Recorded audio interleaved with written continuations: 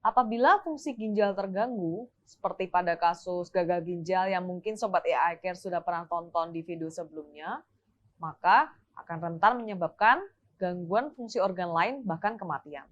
Tindakan medis yang sering disarankan oleh dokter ketika seseorang mengalami penurunan fungsi ginjal adalah cuci darah atau hemodialisis.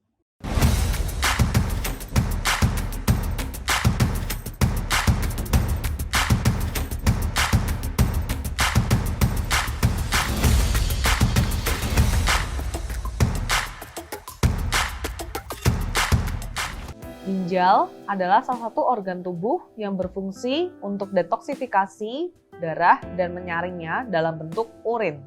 Apabila fungsi ginjal terganggu, seperti pada kasus gagal ginjal yang mungkin Sobat AI Care sudah pernah tonton di video sebelumnya, maka akan rentan menyebabkan gangguan fungsi organ lain bahkan kematian. Tindakan medis yang sering disarankan oleh dokter ketika seseorang mengalami penurunan fungsi ginjal adalah cuci darah atau hemodialisis. Cuci darah ini wajib dilakukan terutama jika fungsi ginjal sudah menurun hingga 10-15%. Nah, cuci darah atau hemodialisis itu apa sih? Cuci darah atau hemodialisis adalah terapi pengganti fungsi ginjal dalam menyaring toksin, elektrolit, dan zat lainnya dalam darah dengan menggunakan alat medis.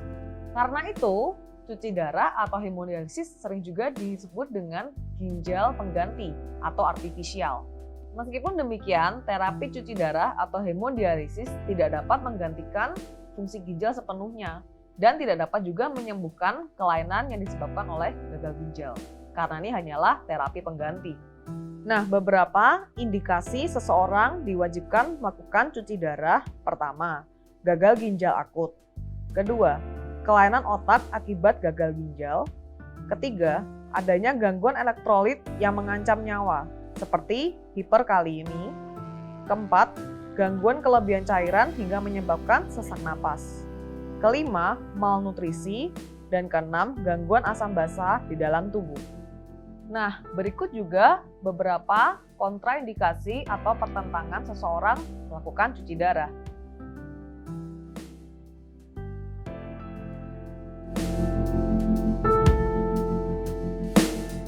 Pertama, perawat atau dokter akan membuat akses pembuluh darah dengan memasukkan jarum ke lengan Anda.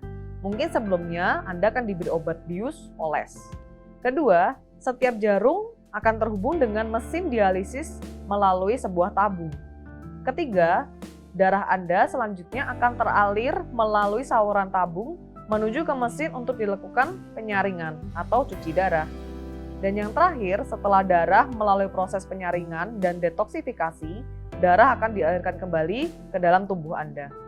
Nah, Sobat AI Care, biasanya cuci darah ini akan dilakukan 2-3 kali dalam seminggu, namun tergantung pada keparahan penyakit Anda dan tingkat level fungsi ginjal Anda.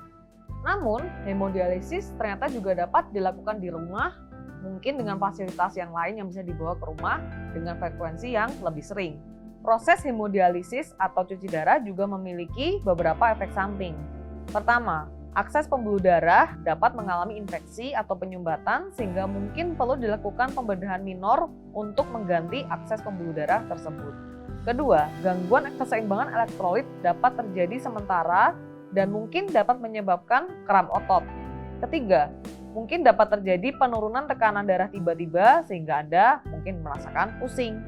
Keempat, adanya sindrom disequilibrium dialisis yang dapat dialami oleh pasien yang pertama kali melakukan hemodialisis, seperti linglung, sakit kepala, kejang otot, hingga penurunan kesadaran. Nah, Sobat AI Care yang wajib melakukan cuci darah atau hemodialisis, terdapat beberapa poin-poin yang harus diperhatikan ketika Anda melakukan proses ini. Pertama, jagalah akses pembuluh darah yang sudah tertempel biasanya di lengan Anda dengan bersih, dengan mencucinya dengan air dan sabun, biasanya sih menggunakan air hangat. Kedua, perhatikan tanda-tanda infeksi yang mungkin terjadi pada akses pembuluh darah Anda. Biasanya mungkin Anda akan merasa sedikit nyeri ataupun muncul kemerahan di lokasi akses pembuluh darah tersebut. Nah, yang terakhir, perhatikan konsumsi asupan nutrisi yang Anda makan sehari-hari. Biasanya Anda harus membatasi jumlah natrium atau garam, dan juga Anda mungkin harus mengkonsultasikan mungkin berapa jumlah cairan yang bisa diminum setiap hari maupun kadar protein yang dapat Anda konsumsi. Nah, tidak semua masalah ginjal harus diselesaikan dengan cuci darah.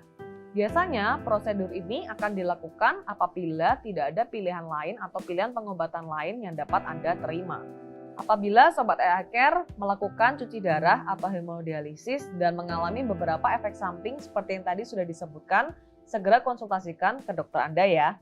Suka dengan konten kesehatan yang baru saja dibagikan?